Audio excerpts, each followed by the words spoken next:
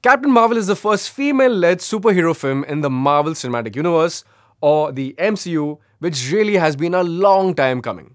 The film stars Brie Larson as Carol Danvers, or Captain Marvel, Samuel L. Jackson as a young, pre-eye patch Nick Fury.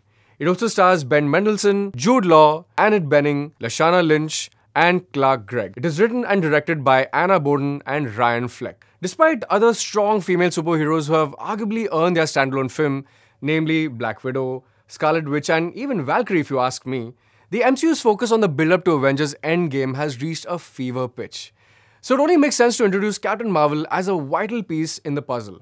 When we first meet Danvers, she is a powerful soldier of the alien race known as the Kree. Even though she feels a strong connection to Earth, she's unaware of who she is and where she comes from. During an intergalactic battle, she crashes on Earth, otherwise known as C-53, where she encounters Agent Nick Fury. She then begins to retrace her memories to her origins. Now, there was a lot of fanboy criticism when Brie Larson was cast as Captain Marvel, and let's address that right away. Brie Larson is convincing enough as Carol Danvers.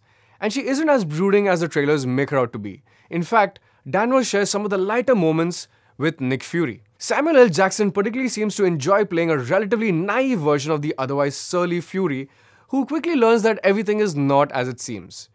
Jude Law's addition to the MCU isn't exactly memorable, but Ben Mendelsohn particularly stands out. It's unfortunate that I can't get into too many details about their roles without giving out spoilers. The film has a distinct 90s tonality, complete with a grunge-era soundtrack, and I for one was extremely happy to hear Nirvana and a relatively obscure band, Elastica, in the MCU. The whole grunge look and sound works well in this film, and it also lends ample opportunities for humor. Now, although the script aims at big laughs, it doesn't always succeed at points where it intends to. In fact, real guffaws come from unexpected places.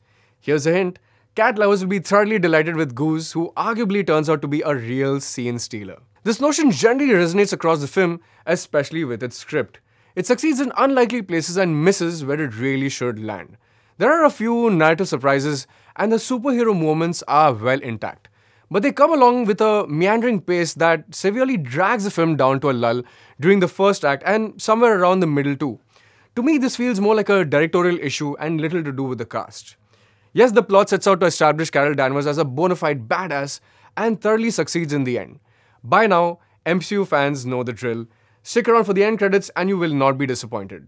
Unfortunately, the route it takes to that point encounters some speed bumps courtesy of the usual superhero origin issues that have troubled the genre. I'm going with 3.5 stars for Captain Marvel. Despite the issues with its plot and pace, this is typical MCU fare.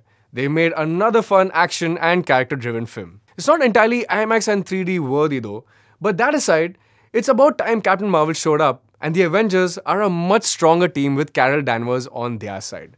This also succeeds in getting you even more excited for Avengers Endgame, as if that was needed. Guys, let me know what you think about Captain Marvel in the comments below, and as always, keep watching, it's entertainment, only on Mirror Now, you first.